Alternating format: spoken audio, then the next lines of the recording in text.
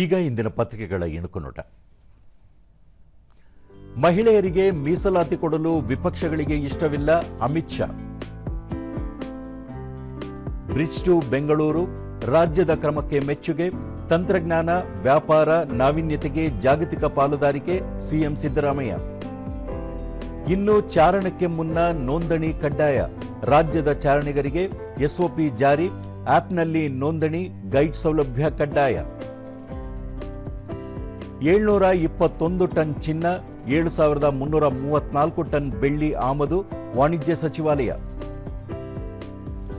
Hormuz ಜಲಸಂಧಿ ಮುಕ್ತ, Iran ಮಹತ್ವದ ಘೋಷಣೆ, ಡೊನಾಲ್ಡ್ ಟ್ರಂಪ್ ಸ್ಪಂದನೆ. ಇವು ಇಂದಿನ ಪತ್ರಿಕೆಗಳ ಪ್ರಮುಖ ಸುದ್ದಿ. ಉಳಿದಂತೆ ಆಸ್ಪತ್ರೆ ಬಗ್ಗೆ ದೂರು ಬಂದರೆ ಕಠಿಣ ಕ್ರಮ, ವೈದ್ಯಕೀಯ ಶಿಕ್ಷಣ ಸಚಿವ ಡಾಕ್ಟರ್ ಶರಣಪ್ರಕಾಶ್ ಪಾಟೀಲ್ ಎಚ್ಚರಿಕೆ. ರಾಜ್ಯದಲ್ಲಿ ಹಕ್ಕಿ ಜ್ವರ ಪತ್ತೆ, 7440 ಸಾಕಣೆದಾರರ ಕ್ವಾರಂಟೈನ್, ಅಗತ್ಯ ಮುನ್ನೆಚ್ಚರಿಕೆ. ಚಂದನದಲ್ಲಿ ಇಂದಿನಿಂದ ರೈತರತ್ನ ರೈತರ ರಿಯಾಲಿಟಿ ಶೋ, ಪ್ರತಿ ಶನಿವಾರ ಸಂಜೆ 6ರಿಂದ 1 ಗಂಟೆ ಶೋ.